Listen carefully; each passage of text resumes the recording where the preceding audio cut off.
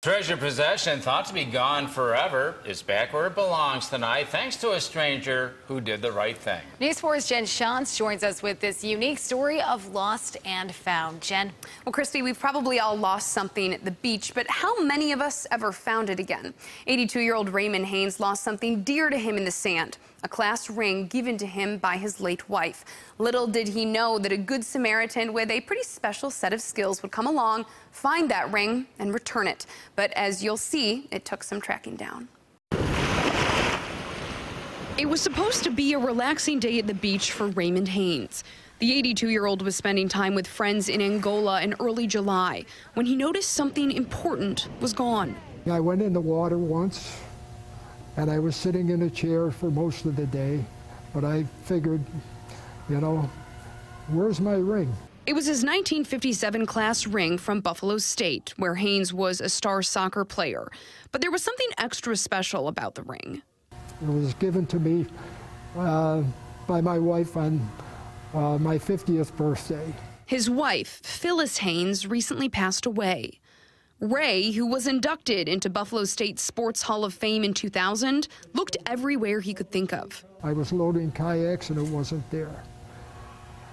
It wasn't in my bathing suit pocket. It wasn't anywhere. I just wrote it off. It's either in the water, in sludge or whatever's at the bottom, or in the sand.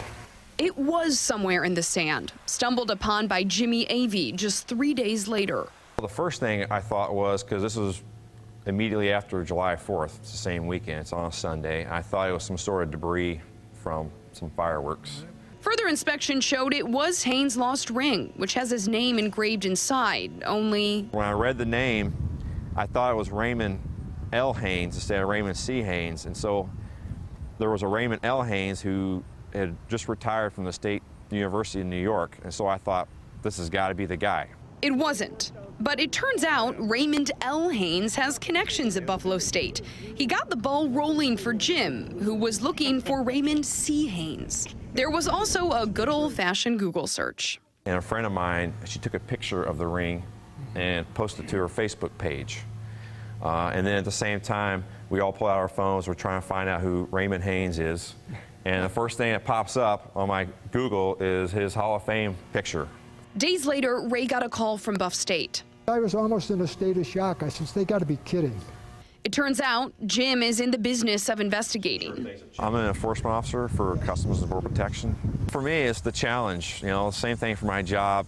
I have to do a lot of research for my job, and it's challenging, and that keeps me going. And so this seemed like an opportunity, as a challenge. It was an adventure. With the help of Buff State's alumni office, Jim, who lives in Lewiston, tracked Ray down in Blaisdell and returned his 1957 class ring.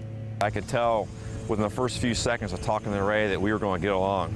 He came out, we sat around the kitchen table, had a couple of beers, and had a great old time, and I have a new friend. Recently, the two reunited again, back at Ray's old stomping grounds, which look a little different than they did in '57. What is familiar is Ray's Hall of Fame picture, still proudly displayed in the sports arena. I told Ray we had two dreams came true that day. He found his ring was found, and I got to find something cool in the sand. Ray says now this ring won't be leaving his finger. It's a great thing. Thank God for honest people. Well, honest people indeed. Ray says he still can't believe that ring was ever found. And as you saw, those two really hit it off. They're actually planning to have dinner together soon. Wonderful. I don't blame him. Absolutely incredible. Ray should be buying, by the way. Yeah. I think he will be. I'm pretty sure he will be. He owes him a little bit, I think. It's always nice to see people who actually take the time to go and make that effort and try to find the person. You know, it gives you hope in the world when you see things like that. And all the bad things we see, there are still some good things. And it did take him a while. I mean, he drove out to Blaisdell himself and said it was important for him to personally deliver that ring to Ray. So Determination. Absolutely. Great. Great story, Jen. Thank you.